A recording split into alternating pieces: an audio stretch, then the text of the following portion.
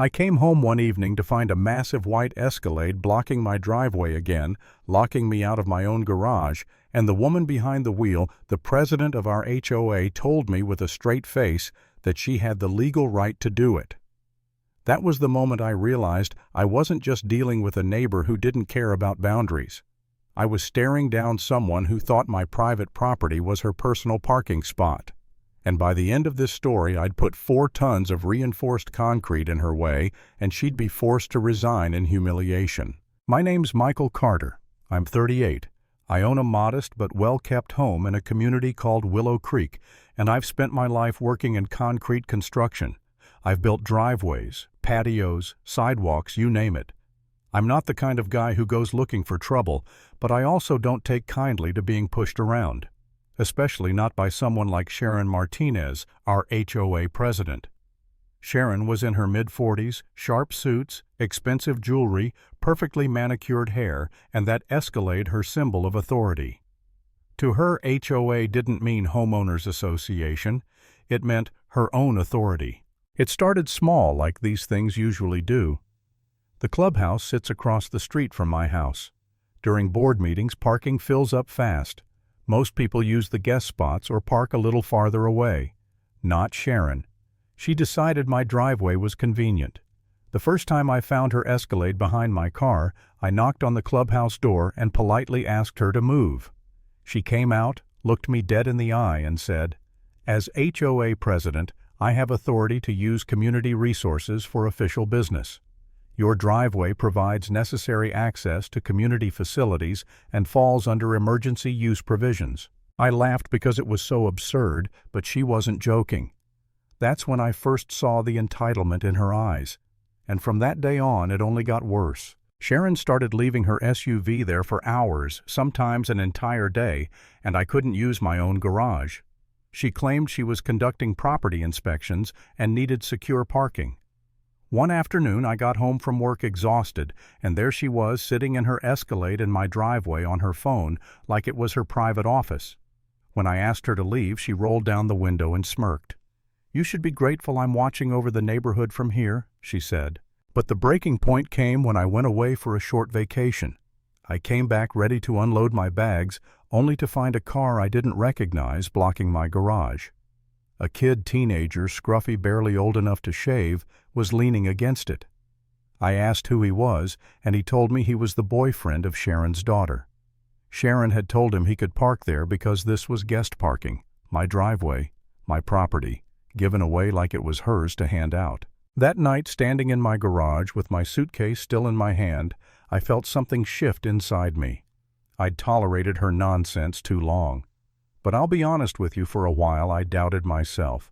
What if I fought back and made things worse? What if the HOA sided with her? What if neighbors thought I was the difficult one? There were nights I lay in bed staring at the ceiling, thinking maybe I should just swallow my pride, let her have her way, and avoid conflict. I hated that thought. I hated how small it made me feel. But then I overheard Sharon one afternoon standing in another neighbor's yard. She was laughing, telling him, "If I need your driveway too, I'll take it. That's part of my job as president." The neighbor looked uncomfortable, but he didn't argue. Hearing her say that so casual, so arrogant, was the spark I needed. I realized it wasn't just me. She'd keep doing this to everyone until somebody stopped her. And if no one else was going to stand up, it had to be me. Now here's the thing about being a concrete contractor: when you spend years shaping stone, you learn how to make permanence beautiful. I decided Sharon was going to learn the hard way that concrete doesn't negotiate. That weekend, I drew up plans for 4 decorative planters. Each one would weigh 1,200 pounds once filled. Reinforced with steel, topped with lush flowers, designed to look like high-end landscaping, but strategically placed so no car could ever cross my driveway again. The installation was almost poetic. Early Tuesday morning, while Sharon was off at her real estate office, I had the crew deliver and set the planters. By noon, my driveway looked like something out of a luxury magazine.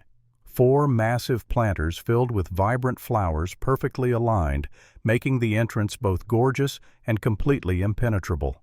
That evening, Sharon's Escalade rolled up. I stood inside watching through the blinds. She slowed, stared, then slammed on the brakes.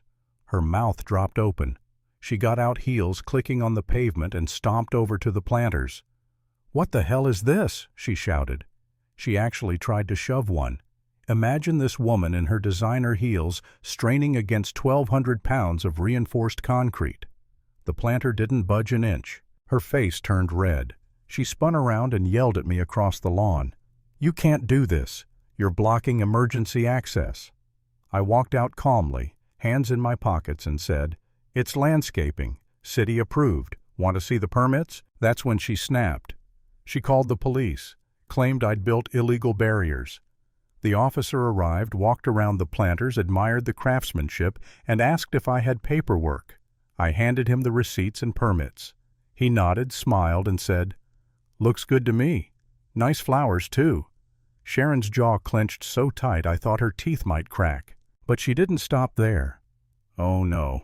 She went back to the HOA board and tried to fine me for violating landscaping guidelines.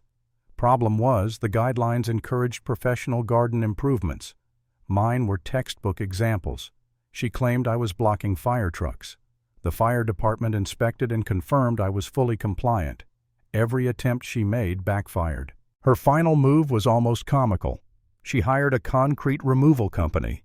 I stood on my porch and watched as the crew examined the planters, tapped on the reinforced sides, and shook their heads. 15 grand, they told her, and we'll need special permits and equipment. Sharon nearly fainted. By then, word had spread. Neighbors found out Sharon had been using her so-called authority to commandeer driveways all over the neighborhood. People were furious. The trust she once lorded over the community was gone. 3 months later, Sharon resigned as HOA president.